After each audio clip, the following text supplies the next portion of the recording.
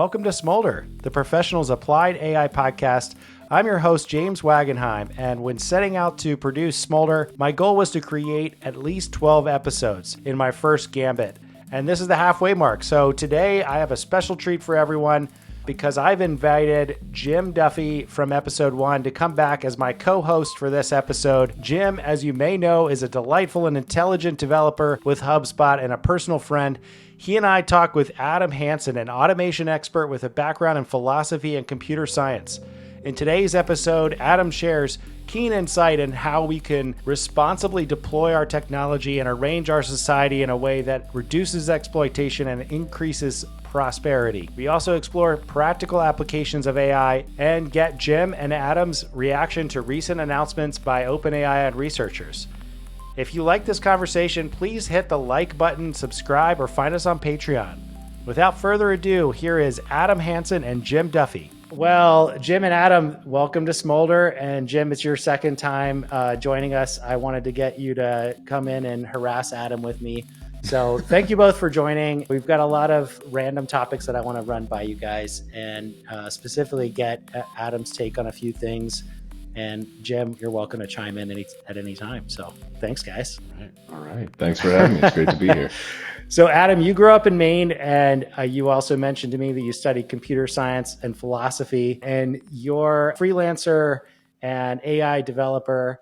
And, I just thought it would be really fun to get your take on a couple of developments because you and I and Jim all sat down at a bar and had a great conversation after an entrepreneur meeting, which I thought was really fun. What are some of the key things that you have absorbed as you've gone through some of the phase transitions with everybody else from more narrow AI to now more generative AI? Is there anything that stands out to you that has really maybe not been brought up by the mainstream, but is something that you feel like is unique to you? Let's see. I think what I'm going to do have an effort to do is to try to start with more of the philosophic, broader scope of things, and then kind of we'll go into more narrow. A little bit of background behind that. I talked about computer science and philosophy. So a little bit about myself and how I got into this space is, as a young kid in Maine, I think I listened to some previous podcasts. There's some similarities with a lot of us. I like video games. And so I was like, oh, computer science is a thing to do. And then I really fell in love with development and that kind of problem solving. But then I found partway through my degree, philosophy. And I've always been a very analytical thinker, and this is a really great way to explore what many of the greatest minds that have ever lived wrote down about how they think the world works. Yeah. And I found a very strange synergy between philosophy and computer science. Computer science is, in some ways, very abstract, but it's also very specific. I mean, you think about just the difference between natural language and a programming language. In a natural language, there's tons of ambiguity. In a programming language, there is none, and it is or hopefully none, very little. And you kind of have to break your mind, I think, when you're first learning development to get away from that ambiguous way that our consciousness works, and works around language. And philosophy is all about communication, and it's incredibly abstract and at times. And I found going between these different groups of this engineering, very step-by-step building mechanism or way of thinking to these very broad, wild leaps, super abstract, crazy concepts in philosophy. Yeah. There was a wild synergy there. And that, I think, kind of informed a lot of my career path, actually. I worked with Jim as a developer at IBM for a few years. And when I was there, I came across this concept of a sales engineering role. I really felt that I was missing out on interpersonal communication skill set in the full-time, full stack developer role. And so then I spent the next 6-7 years working in an automation startup that was quite successful, heavily used AI. A lot of what my job was understanding the tech, being able to use it, being able to build automations with their IDE that they were creating. It was largely .NET. Then along the way, I really got to see how AI was used in businesses between the 2018 to 2020, 21 timeframe, pre-GPT, pre all this generative models.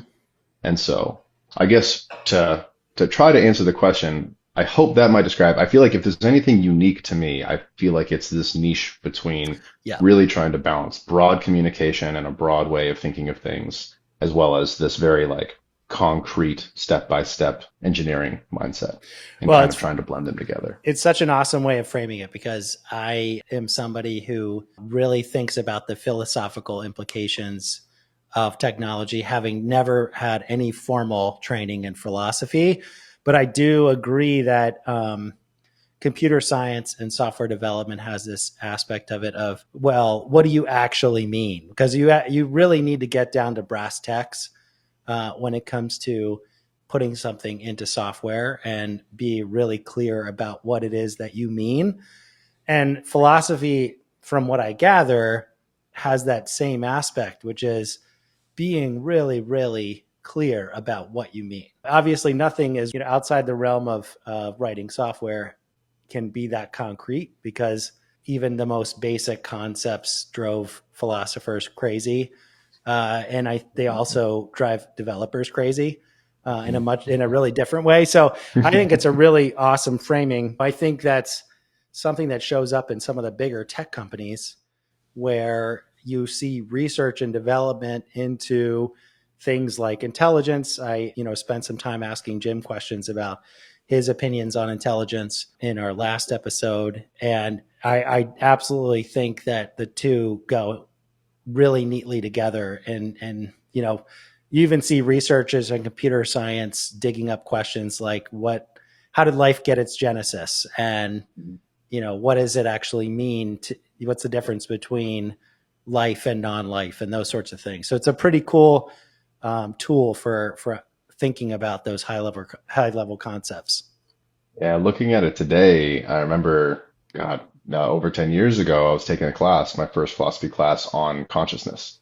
Yeah. This is one of the few areas of philosophy that has really actively been developing in the last few decades and is constantly changing with neuroscience and various other discoveries. So I remember reading John Searle's book, Intro to Mind, which is, I recommend it to anybody. It's super accessible. And it's awesome. It covers like a lot of the standing history of philosophy of consciousness, Yeah. critiques a lot of the stuff that they were wildly wrong about, and then builds into where we are today. And I remember reading way before I'd ever even heard of what a machine learning model was, the kind of clear definitions of what we now talk about as AGI. Mm-hmm. I believe in that book, he was calling it strong AI versus weak AI. Yeah. And we talk about, kind of passing the Turing test, and that kind of maybe gets you to weak AI, maybe. Yeah. And strong AI is a whole other concept, and that's much more like, is it actually a conscious being?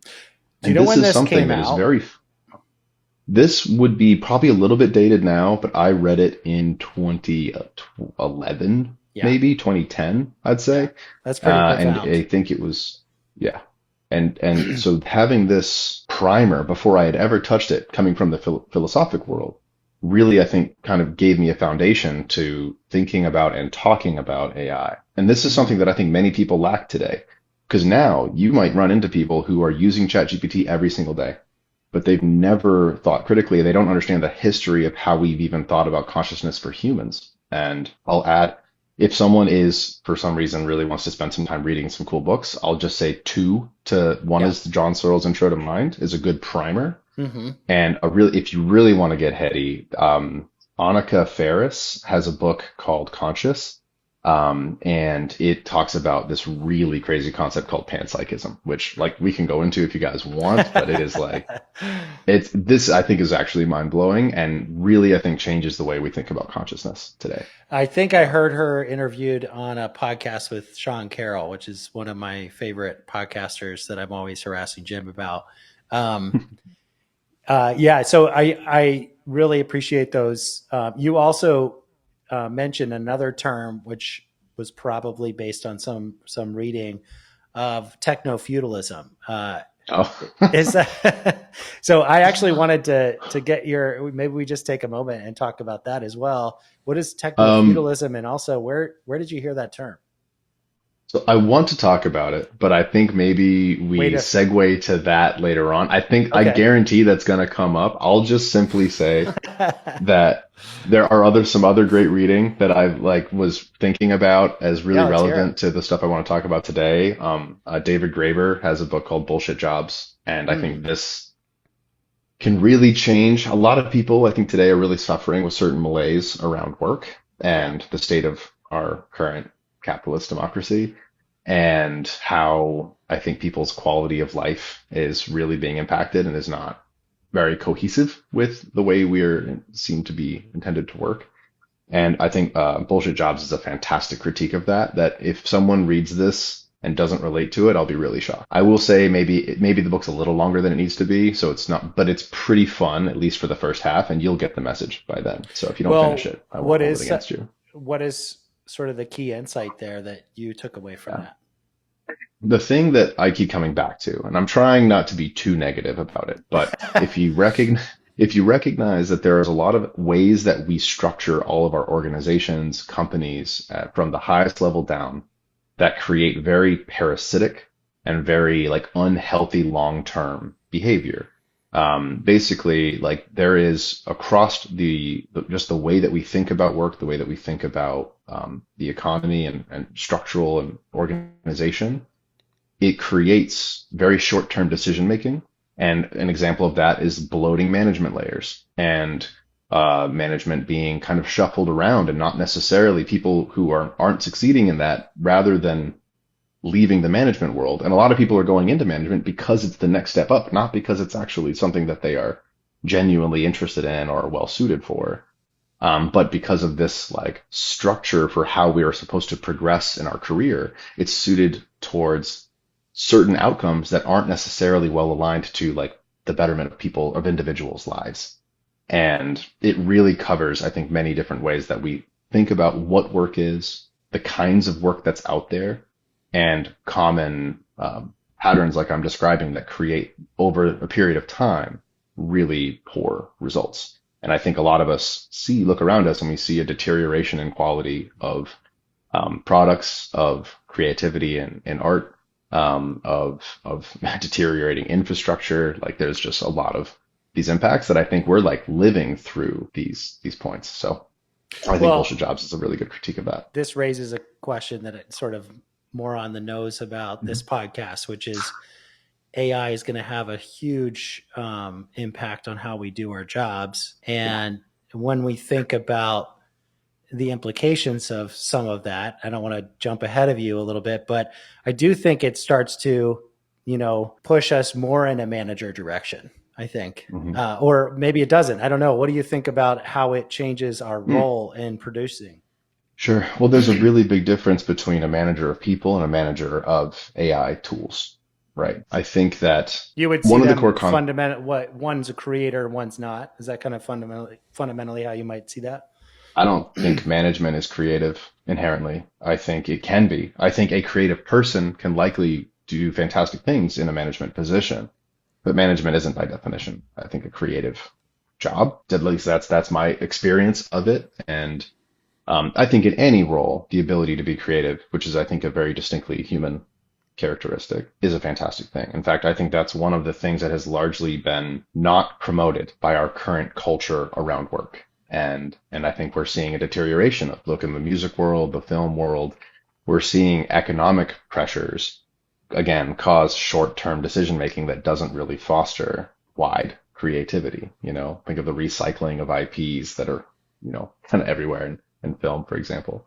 Coming back to the the techno-feudalism thing. I think with David Graeber's book, which is really critiquing our current system, and I think many people will relate to those critiques because you've probably experienced it yourself. That's at a very individual level that you feel. And I think that book shows how if you follow the structures of these organizations up to the top, to the people with all of the wealth and the power, the ones that have the ability to change the structure of organizations, change the goals of organizations, and then maybe moving away from just trying to hit a number or create shareholder value. And technofeudalism is talking about how so much of today's current power, is held by a small number of tech firms, Hmm. of organizations that have digital power or digital currency or like ownership of data, and how our previous thinking around political power, which might be like holding office, is that's shifting underneath us. And we're seeing, organizations out there. I don't want to, I don't think you have to look very long to get names for organizations that own everything and Hmm. have the ability to have massive political and real world impact by how they manage and control and influence the digital landscape that we're living in. So like social media companies and many, many more. So techno-feudalism is kind of a newer term that's really just talking about how we're shifting, and there's this massive power changing that we are feeling as individuals, but we might not be fully understanding like what's going on. Well, I guess also my quick take on it was, and Jim, I'd love to get your reaction as well. My quick take on it was sort of, it was highlighting that we've got a number of gatekeepers to economic prosperity. And specifically, when we think about people that are building large language models, or when we're thinking about, Google and the search, enterprise, if you want to show up and actually have a storefront, especially on a global scale or even on the local scale, you want to show up in the results, you've got to pay the gatekeepers. So I could see that argument there, that there's a type of feudalism that you got to pay to play. There's sort of a minimum price to even doing business, whereas you could just open a shop and get foot traffic. You might not even get that foot traffic because no one really goes to a place unless they check the reviews or search for it. Is that kind of a good quick summary of what we're looking at, or is there something more there that I'm missing? I think that's a great example of it. I don't think that captures all of the areas Sure. where this is taking place, but I think that's a great example of it where um, it's not just as a person, as an individual who's trying to start a business or start an organization. You are walking into a market that is now, we've seen, get smaller and smaller. I remember when I was in a wildly successful automation company, there was we were realizing how quickly, like when Microsoft became one of our biggest competitors, I was like, Mm. oh, this company can literally just change the market on us and then wait. And it has nothing to do or very little to do with the actual quality of the product. This, like, it is just you're walking into a market that there is so much power and pressure in place that it is very, I don't want to say difficult, but you have to be aware of that. And the reality is there's so much that's out of your control. So, this is where the idea of organizations that should be monitoring and regulating the market to allow for free trade and new products and innovation. But as we get more towards this potentially techno-feudalistic world, like, can we trust legal policy when we have lobbying and the Patriot Act and corporate powers that can clearly change how what's happening in the real world way ahead of our ability to keep up with policy? I think it's a scary thought, but I do think it's something to be talking about, especially as I personally as like, I'm very far from being in a situation where I have like generational wealth and I don't have to worry about it and I can just hit Yeah. the escape chute and do whatever I want. Yeah. I have to figure out how am I gonna make it through the next 40 years Hmm. of uncertainty that I think we're all looking at. And I think that there needs to be a movement towards smaller communities. I think we have to move towards a lot of people creating their own small things rather than everyone going for these massive zero sum markets. Like one person owns the whole market. Mm. We can't really trust right today. We can't really trust in organizations that are intended to regulate the market. Like that doesn't seem to be working. Hmm. I think that is important and needs to be pursued as well. But as an individual, you kind of have to tackle smaller problems.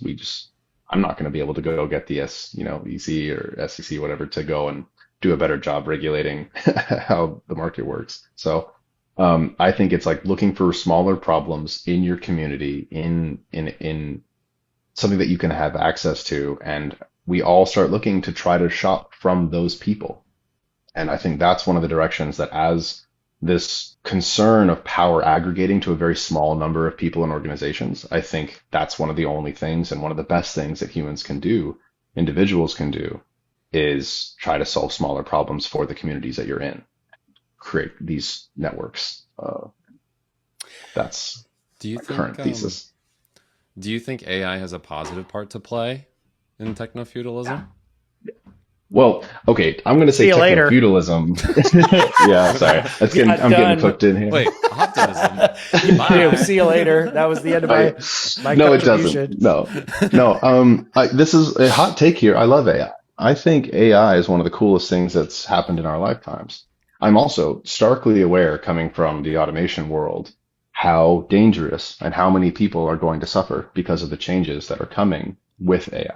Now, a key thing that I try to say, similar to when I'm trying to zoom out to the philosophy of like consciousness, like there's a lot of primer foundational stuff that a lot of people aren't super aware of. It's not commonly spoken about. So people are jumping into this deep conversation around what is AGI and how does that impact us and the ethics of that. Same thing here. When we think about automation, I zoom out to capitalism. And another great book that I'm going to highly recommend to people is Capitalist Realism by Mark Fisher. This book, I think, has really helped change the way that I think about it and challenge what I was taught as a kid before I really had the ability to think critically about it. And now as an adult, what I see, people's should have the right to a quality of life that isn't directly tied to working 40 hours a week for someone else. We live in the wealthiest country that has ever existed. There are actually plenty of resources. There are plenty that we have the knowledge. It is absolutely within our grasp to make a world where, by being a remotely law-abiding, again, let's say the legal system has been improved, a law-abiding citizen, you have the right to healthcare, basic income, and a decent quality of life.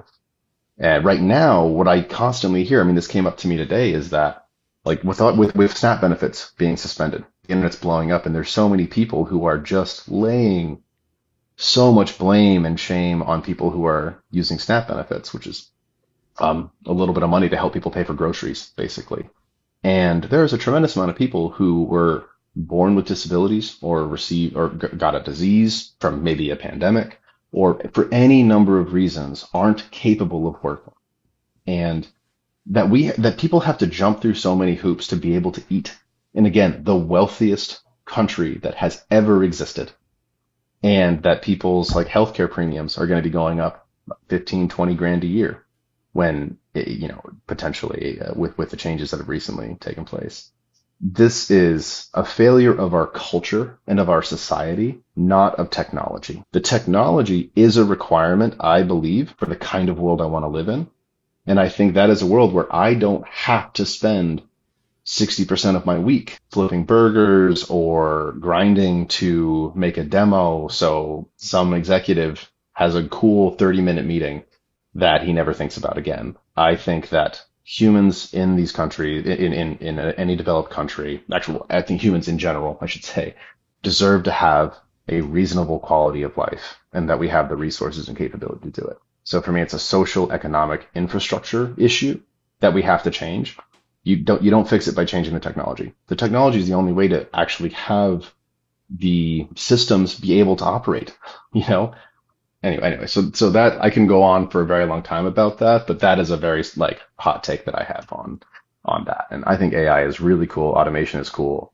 That's how we have a world where everyone can get fed, get healthcare, get, the things that they need to, and at a high quality as well. The problem you described, do you think AI could change something at the root of those issues that could turn it into something positive, affect it in a positive way? Can you give me like an example? Yeah, so how about accessibility of information? So now someone, instead of, if they have to file their taxes or they need help, they need help getting groceries somewhere, they can ask ChatGPT, I'm hungry, I have no food. What can I do? Yeah. And it gives them 10, strategies, things to check, sites to visit, people to ask for, rather than, I already feel like if I was in that situation, Googling that would be hard. Maybe it's because I'm so used to ChatGPT, but I just feel like it's much higher chance of success if someone has ChatGPT to help them in that situation rather than Google. Yeah, absolutely. I mean, I guess goes back to availability of information. And I would say these AI tools, which are still developing and improving, they're already like, like what did Google do? Google immediately implemented their own AI summary, which is just taking your search and then putting it into I think Gemini or something, and doing the same thing because it's a better user experience. It gives you better results faster with less work. And I think access to information, just like healthcare, food, etc., is an absolute requirement of the kind of society that I want to live in. And what's the thing that causes me so much internal strife and cognitive dissonance is that is so possible. Like, that a book that gives me hope is I'm almost done my book recommendations, but like I was really thinking about it. A book that gave me a lot of hope during the pandemic was Utopia for Realists by Rutger Bregman. And it made me realize that we live in a state of overwhelm, and that is literally intentional and weaponized, I think. Call me a conspiracy theorist, but I think that these like social media groups and the way that I feel when I look at my phone, there is literal like written down strategies by communicated by people in leadership positions to keep people overwhelmed, which keeps people complacent. I feel overwhelmed when I think of all of the problems we have for sustainable energy, inflation, infrastructure, equality, obviously wealth inequality, social inequality, all these things. I immediately get overwhelmed. But reading Utopia for Realists, I realized that any one of those problems we could solve. We could, like, as we have the technology and the capability and the knowledge and the skill and the people to be able to literally solve virtually any of these problems if we were to make it a top priority and invest those resources into it. And that I think gave me hope that these things literally, if we get the right chemistry, the right people, the right organizations, the right incentives, the right things in place, within a decade, I think we could absolutely change wealth inequality, access to healthcare, access to food and clean water. Things that no one in America should have these issues. No one in anyways, I don't want to get too global because do you look at any organization right now and you're like, oh, those people seem like the right people? I think something that gives me hope. Yeah, there's a guy who, I might be a little dated on this one, but there's a term in philosophy, and it's again one of those kind of like very few, like very modern updating things called practical philanthropy. No, let me double check the name real quick. Sure. But it's William McCaskill, and he I think he's a professor somewhere, and he's started this whole conversation about how do we take our understanding of philosophy, of math, and apply it to actually be able to really make positive change in the world. And we have the knowledge, we have the technology. I think that if we're caught with very old systemic beliefs and structures, some people call parts of it patriarchy, systemic racism. There's tons of these concepts that we're all like talking about. And these are like old ways that just is how the world that we currently know was built, but it doesn't have to be that way. And if we can cast off those structures, which I think is going to be a very painful process, that's what I think we're feeling a lot right now. I get really inspired when I think of what could be possible in our lifetime to see. And part of that solution is things like AI and implementing these incredible technologies. There's a couple of developments that have happened recently that I think are just worth pointing out in the context of your comments. So just recently, and this actually ties back to a conversation Jim and I had, just recently they added the ability to connect PayPal into OpenAI's ChatGPT. And also OpenAI released some statistics around the number of people have expressed concerns or desire to commit suicide inside of OpenAI. And it's something like 1.2 million of their users. When you look at the overall numbers of people that have expressed that in the United States, that doesn't seem as a surprising metric. when you actually look deeply at the number of people that are affected by mental health challenges in the United States. But it is still a remarkable number, and it also shows, to Jim's earlier point around the type of private information that you're pumping into these tools and looking for better answers. It shows that people have a willingness, and there is the opportunity to make these answers better, to make the shopping experience more local first and less of a gatekeeper. One of the things that I think seems to be happening, though, with especially OpenAI, is they are really looking for ways to get investors a return on their investment, and so are chasing revenue dollars everywhere. So they're looking at adding erotica into their platforms and a lot of different ways that they've released Atlas, the new browser. In some ways, it seems like more of the same, more of the Facebook playbook, as a number of people have pointed out. And you expect them to have similar challenges, but with a different technology. And so I'm not trying to say that things aren't looking hopeful from that perspective, but when it comes to the right people, I certainly don't see the right people in the mix today. I agree, which is one of the reasons why, as an individual, I just try to talk about it. I didn't know what I was going to talk about on this podcast, but I had a hunch it was going to have to do I didn't know AI with things like this. So I think talking about it, getting people to, and this is where I try to redirect. Like, people are angry about AI because they feel like AI is going to hurt them. And so I really want to try to redirect to, hey, like, AI actually, I think one of the ways to get to a solution, to a place that we all want, I think AI is part of it, but there are things to be angry at. And that's why I think being able to have a term for it, and even if it's a really complex, difficult thing like technofeudalism, or sounds really fancy, or, we're talking about like late stage capitalism and critiques of these things, I think people are angry for a reason. People are hurt and scared for a reason. And we can't just get rid of that. I don't want to just like make people feel better. Like, we're not about to go through a really difficult time in history. We've been going through it for a decade, or at least, 2020 in recent memory has been a difficult time for a lot of people since then. And I think the amount of inflation and cost of living adjustment we've seen in that time frame is unheard of in our lifetime. So I think directing it to the right things. And last note, it was effective altruism was the term that I want to talk about. Yeah. Yeah. I mean, effective altruists have been a prominent part of this not OpenAI, but AI development. I think there's been a lot of people that started in that movement that went on to found big AI companies. Sam Altman, I believe, at some point was, or maybe still is, a member of that. It is interesting to see how, when the rubber meets the road, people have to or respond very surprisingly in these types of scenarios. But I guess I'll just ask if you have any thoughts about that. But then I have another quick question as well before we wrap this up. Thoughts is I agree. I think, there are a lot of emotions going on, and I think there needs to be time spent with hope. And I think we need to have healthy, useful places to put that anger, fear, whatever difficult emotions people are having.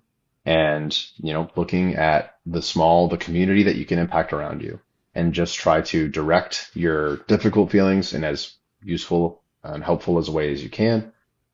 Talk to people about it, professionals if you can, GPT if you can't.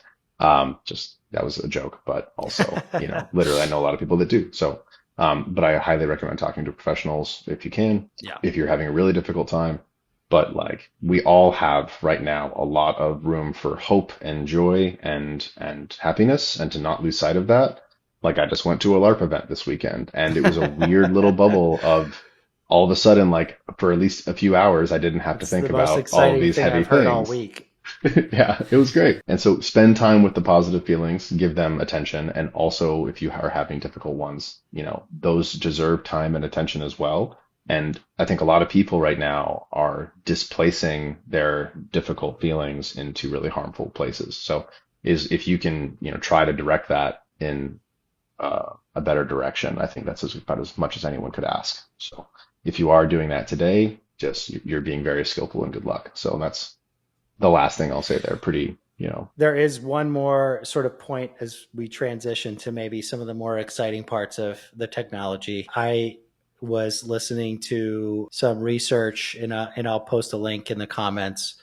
But basically, what they found was that the more time individuals spent talking with a large language model about a specific conspiracy, the more the facts started to roll out, and the less actually changed. 25% of the people involved in this study their opinion on whether or not something was actually true. And it was one of the most high conversion rates of transitioning someone from a conspiracy to actually bringing them back to what are the facts around whatever conspiracy they were discussing. So that was really exciting. And there was a sort of glimmer of hope when I thought about the implications of this huge wealth of information that our society has pulled together into a single place and compressed into a large language model or a number of large language models, that we can ask questions, basically to our society, like, what have we learned? And I think there's a lot of noise in there, but it does seem like there's some hope for the mainstream accepted reality being something that boils to the surface.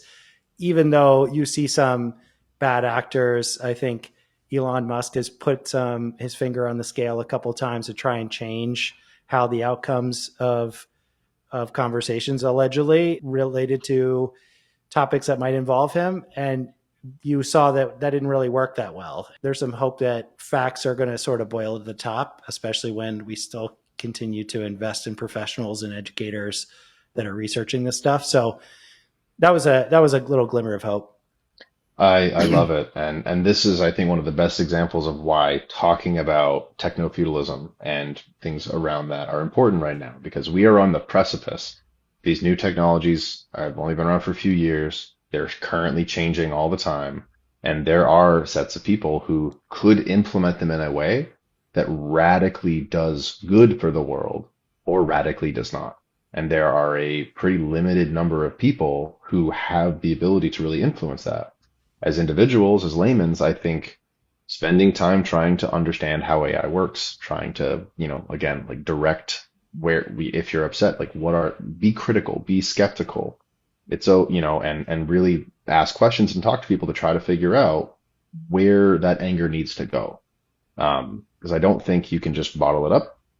And there's a lot of people who have the ability. And I think if the society around them were able to incentivize them to use their power in a better way, maybe that's one of the levers that a lot of individuals can pull. If we can, rather than, I think, follow the trend, which is this overwhelm and people being directed at each other. There's a lot of people, whether they're divided on gender or race or religion or whatever. And I think a lot of these current platforms for media are incentivizing and keeping people angry at each other.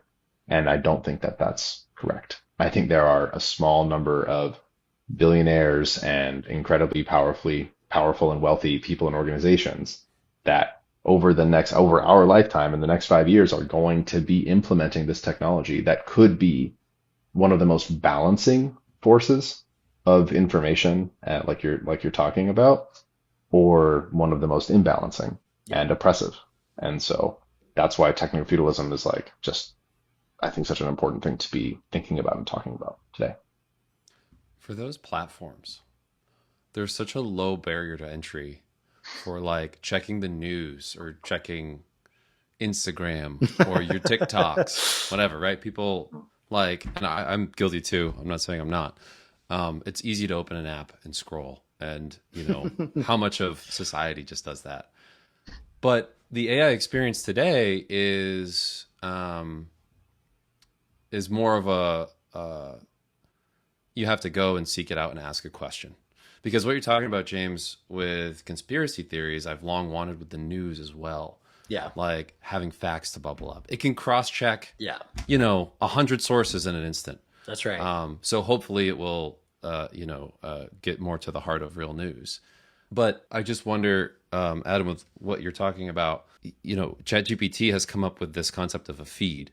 And I haven't used it or seen it yet, but when you log in, I didn't know that. Supposedly, yeah, I think it's like pro users only or super or whatever Not the pro. top is. Right there with you, buddy. But it curates a feed of what you might want to know for that day based on what you ask it, what it's learned about, what it's learned about you. Yeah. So I wonder how important that is for that cultural shift to happen, where we lower the barrier to entry. So you open your AI app and there's your AI stuff. There is your, hey, maybe your conspiracy isn't true about this, or here's some news that might clear something up for you that you've been wondering about. I don't know how to say that nicer. But if we start to shift to a feed and like scrolling AI, which might be more objective and have sources it can cite, what you think about that and how it might change. And by the way, I think like kind of an underlying topic of all this is consolidation of power. Yeah. Yeah. There's so much good and so much bad that could go that way. But yeah, so I guess my question is, how impactful do you think, that feed is for what you're talking about? Yeah, I mean, we are already, like you're calling out, we're already sucked into feeds and algorithms, and these platforms are, I think it's very easy to get stuck in echo chambers. And I think, again, this is a force that's creating this consistent division and I think incorrect direction of a lot of negative emotion and a lot of negative energy. And I think going back to who is implementing this, like imagine if someone who had a massive social media tech company took 100 developers, spent 6 months implementing a system so that it was effortless to curate your own algorithm, to be able to make that, one built towards fostering your education, being aware of a more objective reality rather than not very subjective reality, which is one of those fun philosophy conversations that never ended. So I think it goes back to like this is what is possible, like this curated feed, which is something I've always struggled with. Like I just downloaded New York Times for the first time this year, and it's one of the best sources of news that I've seen, and I am seeing gaps in it. And I have a friend, his name's Evan, he's in New York, and he's creating a company and a technology called Scour, which is kind of what you're describing. Little plug for him. And it is, you can pick, these are the topics, these are news sources, and it is every like 15 minutes scouring some insane number of feeds and outlets, and will kind of give you a actual intentional curated list of up-to-date information. And I think efforts like that is a critical thing as an individual that you can do to empower yourself. And I think, imagine if you were a company like OpenAI or TikTok or Facebook, which is kind of, I'm going to say, a cesspool right now, and you were to, in 6 months, in 12 months, you could implement a UI and a user experience that generated a much happier individual, a much healthier individual. Things that, like you were talking about with mental health earlier, James. Like these is all so possible. It's so within our grasps to have that be a reality in the world. I think one of the things that we've got to do as a technologically advanced society is we've got to bring down the cost of building these models. If you look at one of these GPUs that they're using, they're like $30,000 for a single GPU, and they're doing it with millions. And obviously it's sucking up a ton of power. But I think if we want to get to the point where we have real freedom from the economic drivers that, cause business owners to make the types of decisions that they make to pull their product away from their original visions and towards, driving revenue, they've got to have lower costs so there can be more competition. I do think right now there's enough competition that these big AI models or big AI producers are really trying to deliver the best information that they can. But you can see that the screws tightening a little bit in terms of how they're releasing products. My hope is that, like a previous guest, Peter Haas said, that the will look at these GPUs as the ENIACs of the 1970s or whatever, and we'll have much cheaper, much smaller GPUs or whatever the next technology is for training these models. That gives me hope that we can bring in a lot more competition. You'd be able to make your own feed, decide on your algorithm, have your agents going out there. And, I think most people want to know the truth when they're researching something. They don't want a non-bullshit. So that kind of democratization of technology, I think, enables that. Facebook is just screaming for a solution to this problem. Yeah. Literally, you scroll and there's fake. It's like, look, Eminem kissed Sasquatch. It's like a fake picture of Sasquatch. Well, and yeah, the AI slap too. The AI slap. Are you guys consumers? Do you guys like to slap? I'd really do you slap very minimally. I feel like you might get into the slap a little bit. The video generation, is fantastic. Slap. The Yeti one, just and the Sasquatch ones, like I definitely got lost in that for a while. For sure. Everybody likes a taste a little slop. yeah. I try to be careful of it, but it definitely comes across the feed. That's good slop. Yeah. I mean, don't get me wrong. I think these are great tools that can be used in creative ways. So there's I'm definitely glad for humor and for things like that. Well, I remember early days of videos online, even before YouTube, and it was like Lodestar Runner, whatever. What was that called? Homestar Runner. Homestar Runner. Yeah. Like that's a deep cut. Yeah. So there are all these like early videos and flash videos that were just nonsense that were just super fun to watch. Mm-hmm. It was just like trash, it's like, I mean, it's fun. You should be able to flip to that channel, it's like, it's more of just like, do you have autonomy over that? Yeah. Can you curate it? Can you shift out of that? Versus being driven to engage, regardless of what you actually want, which is the addiction side of content consuming. Yeah. I mean, this entire industry around just like, how can we get eyeballs on our screen on this app as much as possible, And so I think one of the lovely, simplest concepts that I think I find applicable everywhere is like, rather than shareholder value, is the goal to improve individual quality of life. One of the reasons why I say individual is because improving like a mass statistic can oftentimes really miss out on individuals and can actually create like, hey, overall, this one statistic or metric got better, but that meant that a huge number of people massively suffered and some got better. And so is a product or a service improving individual quality of life, and at whatever capacity it can.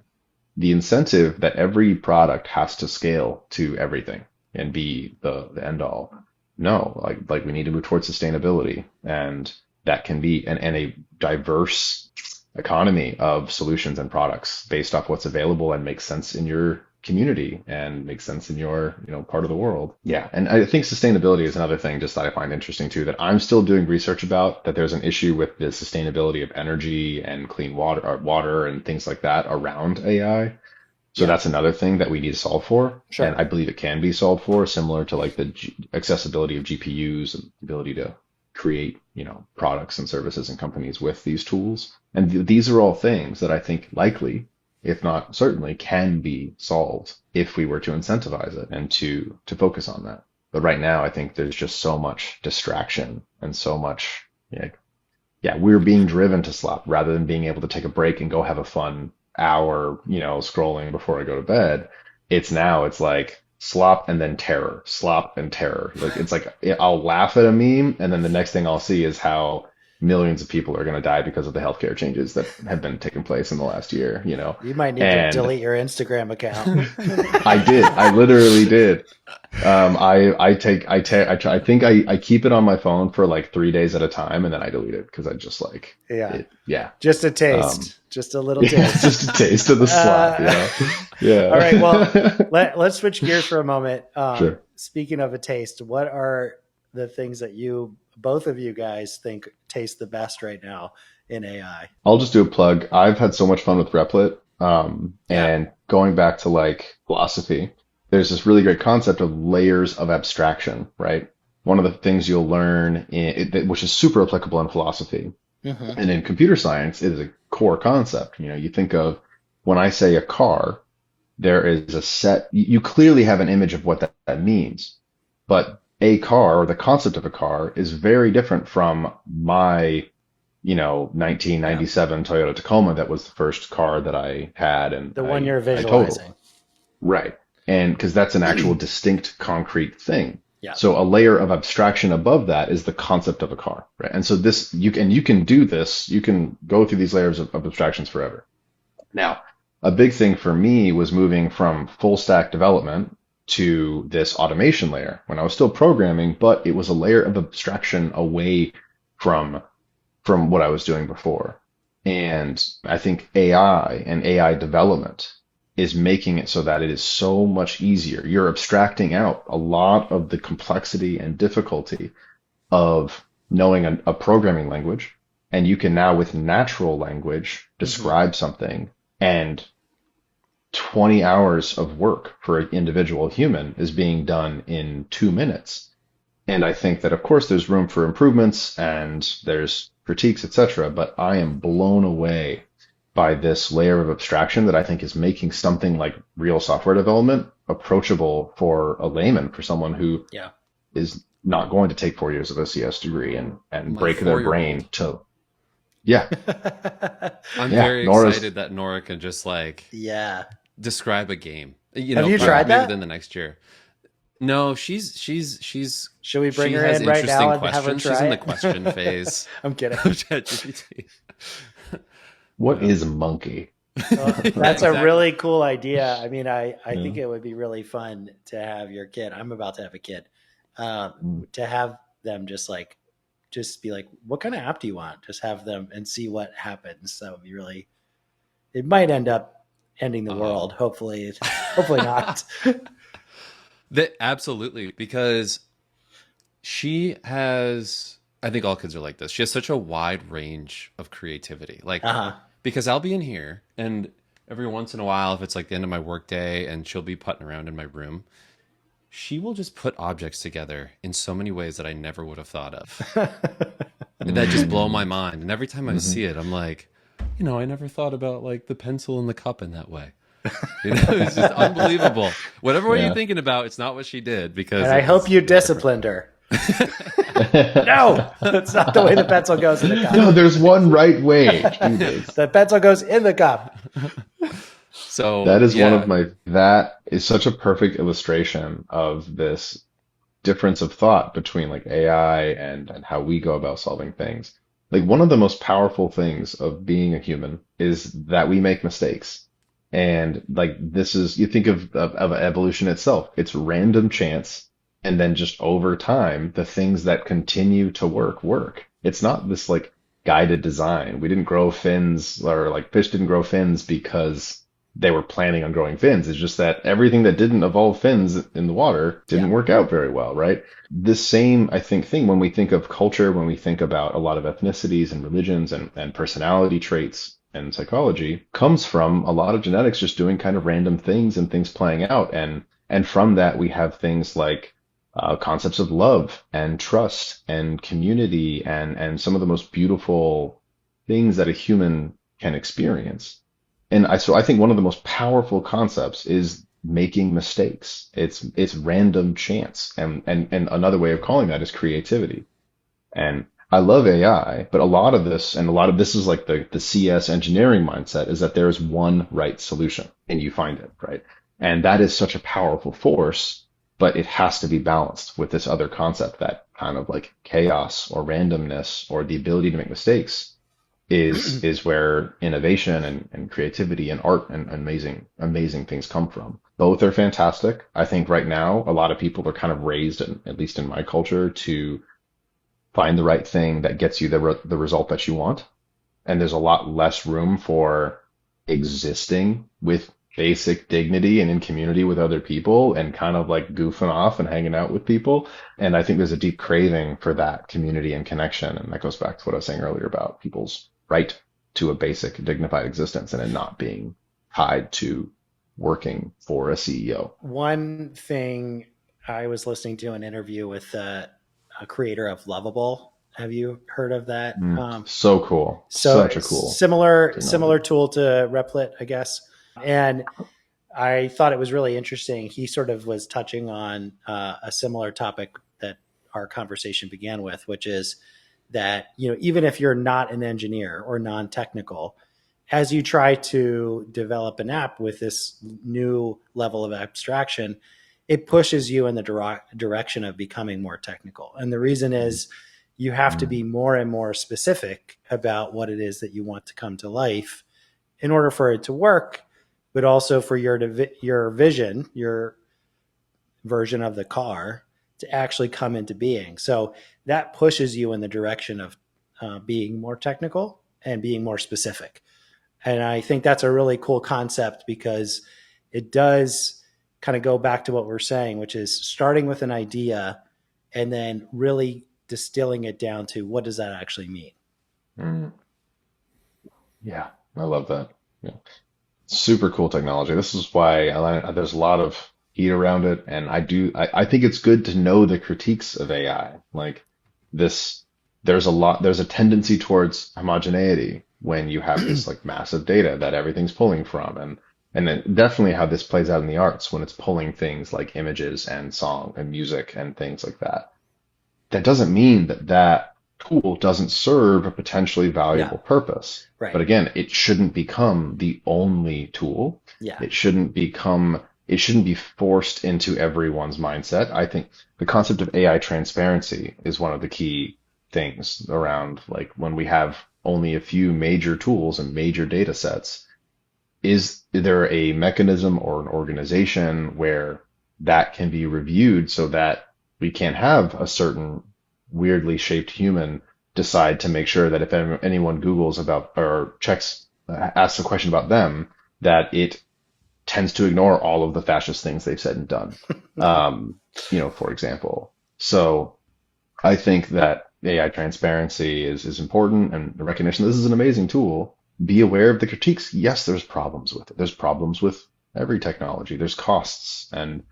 And so I certainly am not saying AI is the coolest thing, carte blanche, rock and roll, let technology progress as it does. I think it's like coming back to, maybe I'm a bit of a broken record now, but like we all have a lot of feelings about it. Let's direct that to the people who can make sure that it's implemented in a good way and making the social, cultural change that needs to happen so that we can all live together with a decent quality of life. And so, yeah, I'll stop. Not so slop. Yeah, and then we can hang out and watch our AI slop. Hell yeah. Create our own AI slop. It'll be amazing. Okay, so I'm going to bring this back into the world of practicality for just a moment. Cool. JP Morgan Chase just reportedly gave employees the option to use a chatbot in writing performance reviews. I'll just tell you the honest truth. I haven't dug into this too much, but I was curious on both of your reactions to that news. Like it, hate it, doesn't matter. And I have a couple thoughts there. I hate the performance development review process as a whole. I think it is a perfect example, talking about bullshit jobs, of a system that does not serve the purpose it's intended to. We think if that was a tool that was meant for like, hey, we're going to take an individual and we're going to help them grow. We're going to make sure that they are developing in the direction that they want and prospering in the organization.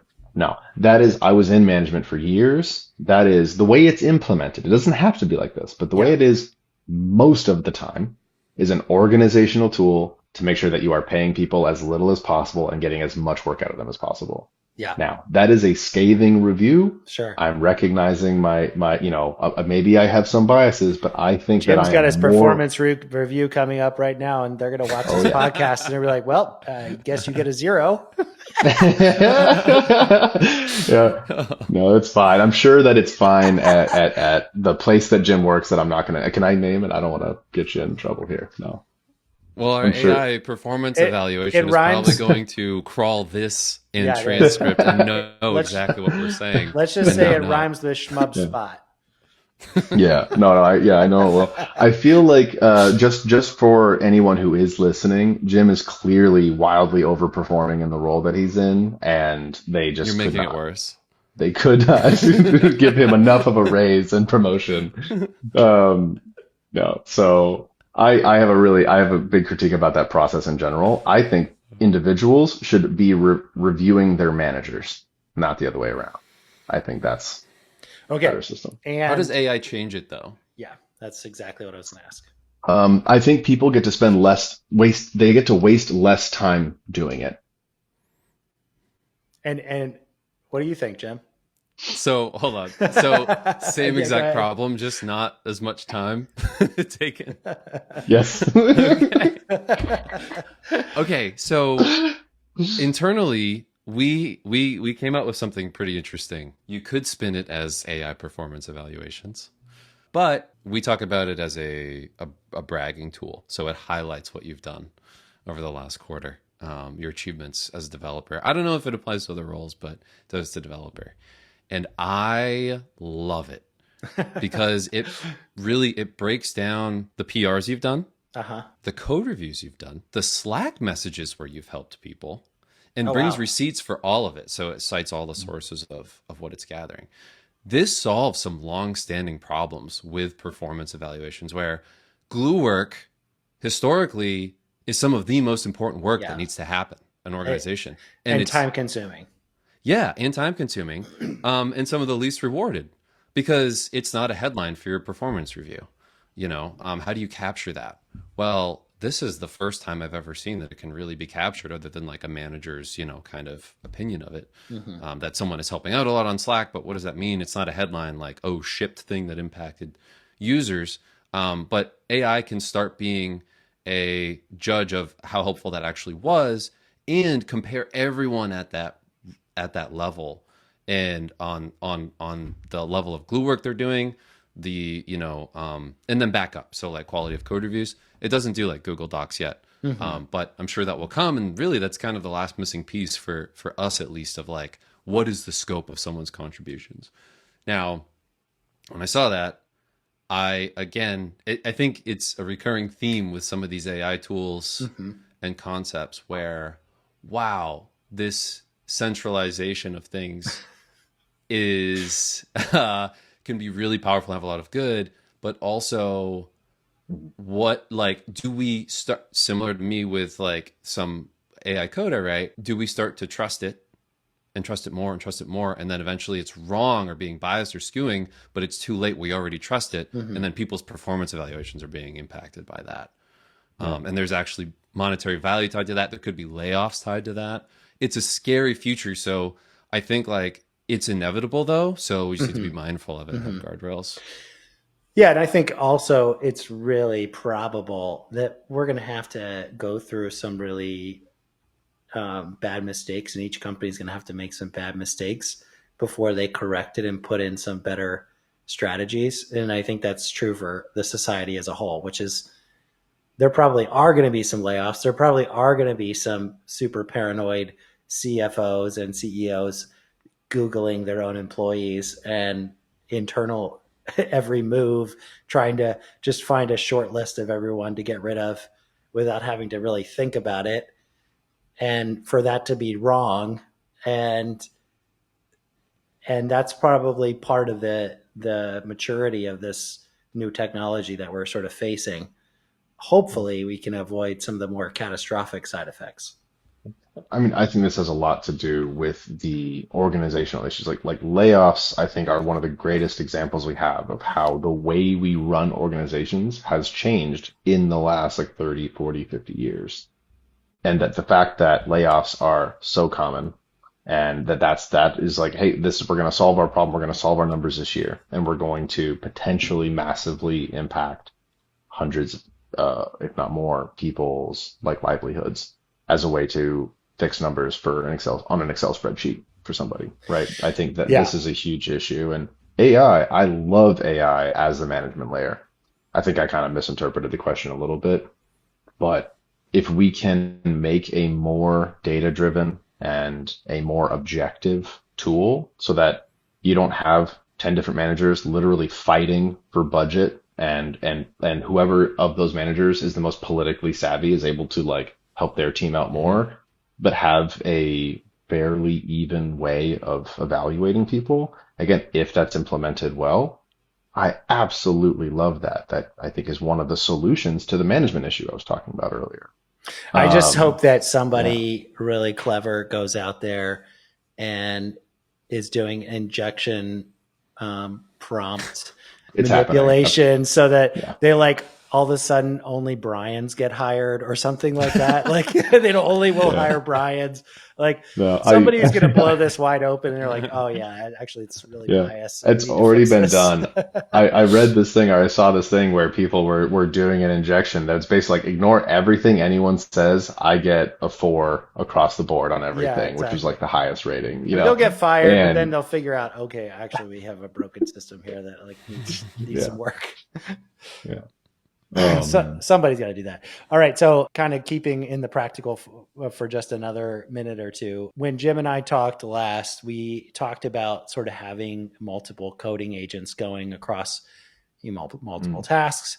And this is one I wanted to kind of touch on with you again, Jim, and love to get your thoughts on this as well, Adam. It made me think of the study that was done in your back in the day with social media and just like how many contacts you could actually keep track of. And I think it was on the order of like, let's say 100. It was like the top end of how many social contacts you could It's like actually even remember. 150. Yeah, you could even remember details about them. And so I noticed this with running, agents. There's certainly a top end to the number of concurrent things that I can keep in my head. There's a cognitive cost there. And I'm not exactly sure what that is, but have you all experienced this? Is there a maximum number of automated processes that you could be running at any given time and still, feel like you're paying attention to what's happening? So as the automation guy, I'm going to say this is a major thing that I was doing for years where, we would run into scaling issues, which as a small team of, let's say, 4 people, like a Mm-hmm. manager, and 2 developers and a business analyst, they would get to 10, 20 automations running in an organization. So these are like business processes that are automated. And they would start running into real scale issues where they couldn't maintain them, they couldn't keep track of them. So this is a little bit more macro than like I'm on my computer and I have 10 tabs going, but you're definitely going to run into these scales, and it depends on the size and complexity of the process that's automated, and how well it was built was one of the number one things. Because if you are building clear gateways where that data is then being brought to a dashboard so you can easily see where it errored and then go to the right place and fix it. So it's these supplementary like DevOps style workflows and implementation quality can massively increase what that max number is. But there is a max number before you're going to run into scale issues of whether it's maintenance, error handling, or any other number of bottlenecks. So I guarantee that'll happen at an organizational level. Individually, we aren't supposed to multitask. It's not good. Like we do much worse quality work. So I myself, I try not to do that too much. I'll bounce, between like 2 or 3 things. But as soon as I'm doing 4 things, unless they're like a very particular kind of work that is well suited for it, I just am totally lost and I know I'm not giving any of those processes due justice if I'm not like locked in on one thing for like 2 to 4 hours. Yeah. So What about you, Jim? Yeah. Yeah. What did we call it last time? Like cheese in the griddle or something? Like spinning. Yes, How many yes. plates can we spin at once? Yeah. Yeah. how many grilled burgers? cheeses can you cook? Yeah. Yeah. I've noticed over the last week I've been doing work. It's been focused on something that's more of a like prototyping something and having to think through the technical design. And I have not been multitasking Yeah. that. It's an interesting thing. And I think as we all get more experience with it, we'll be able to better articulate and put our finger on like how our brain can be divvied up for these multiple tasks, because these agents are kind of like multiplying us.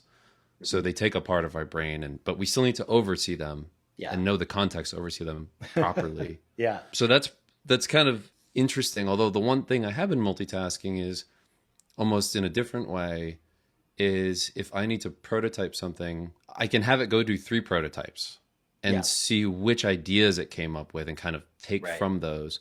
Or separately, I'll be asking a technical question about code while I'm asking ChatGPT a technical question about something like maybe a browser API. And they're both for the same project, but it was just because I was waiting for one. Yeah. And so I have to do something while I'm waiting. Right. And I do that in personal life too, where Yeah. I like to kick off deep research in ChatGPT. And so, okay, well, I got 20 minutes.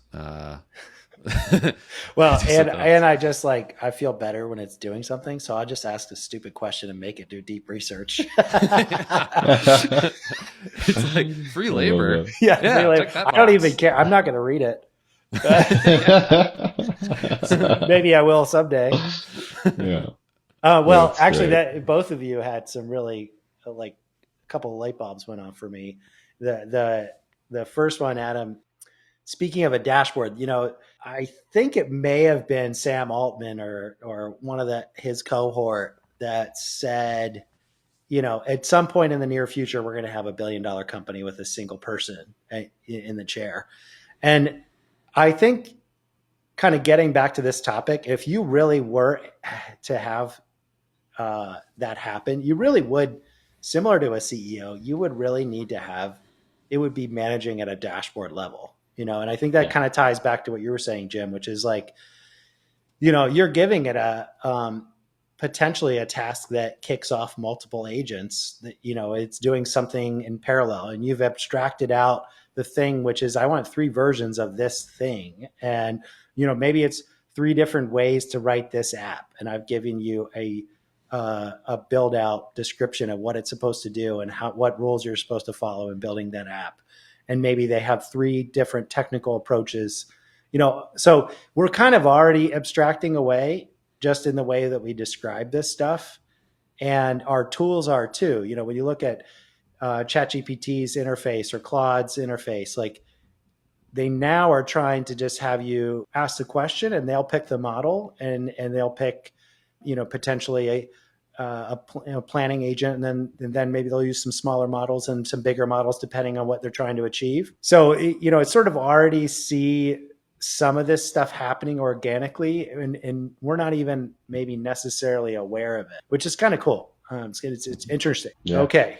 Well, I've only got one more question. This has been a really awesome discussion, but I'm going to just leave you. I want to ask each of you and answer as quickly as you can. But would you rather wake up to Sam Altman or Mark Zuckerberg in your bed? Well, I just know Mark Zuckerberg had done a lot of Brazilian Jiu-Jitsu training. So if I wake up in either of my bed, I'm probably going to start swinging. And I don't think Sam Altman is like a black belt. So I have a much better chance against but he has the money to become one. Assume you're in a physical fight. If I wake up and there's a man in my bed that I did not invite there, I probably. I mean, unless he's a real smooth talker. He might smell nice. I don't know. It takes a lot more than a nice smell to shift that energy. I mean, if he also wakes up completely bewildered, like maybe I'll be like, oh, okay, maybe we're both. This is a mistake. Somebody put us together and it was a mistake. Yeah. Go back to your chair and manage your $1 billion company by yourself, Sam Altman. My gut reaction was Zuckerberg. That's what I said. His softer skin. He just looks kind of creepy and translucent to me. Like I don't want to touch that. I feel like this is a really bizarre situation, and I might not know what happened last night.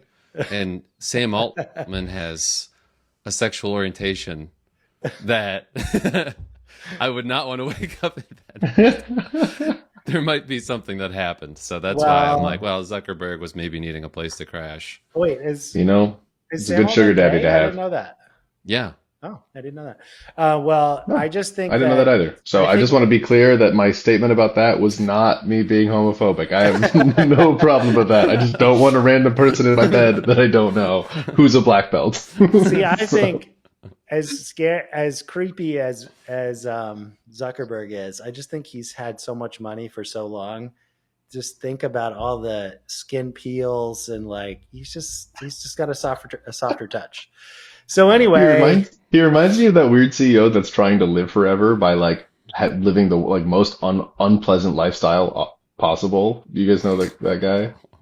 All right, there's this guy who's like trying. He's like a billionaire who's trying to live forever, and he's like, it's just, oh yeah, yeah. it's so wild. I'll Yeah. look up his name later.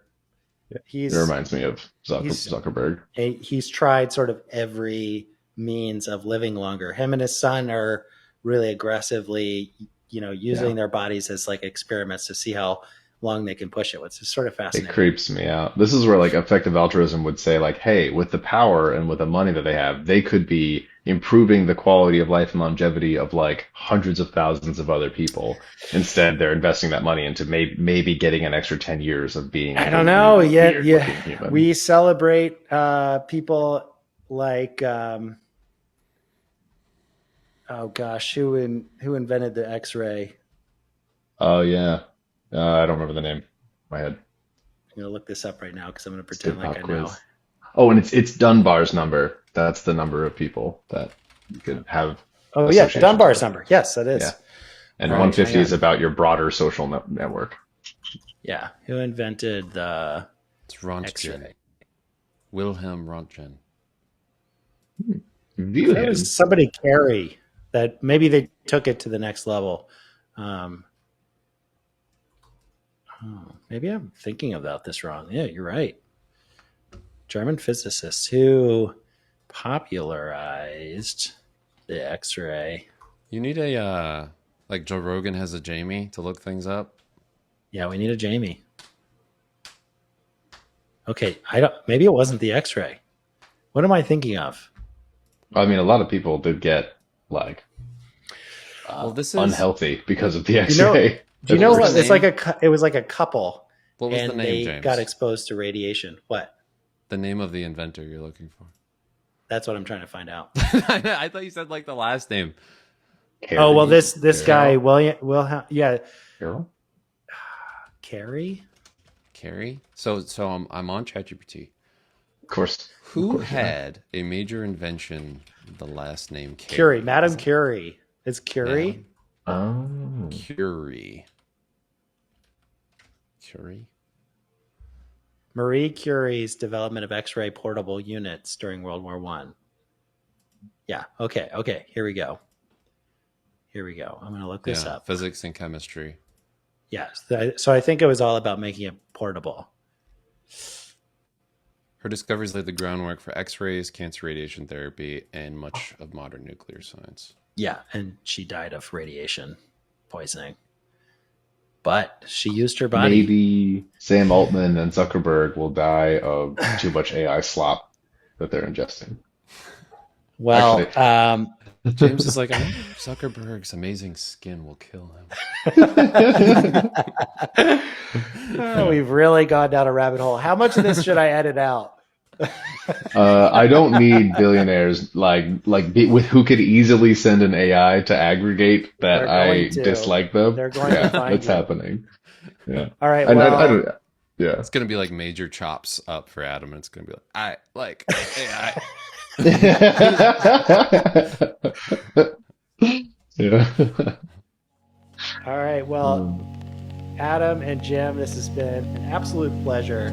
Thank you guys so much for joining me on the Smolder podcast. Oh, thank you for having me, James. It's a pleasure as well.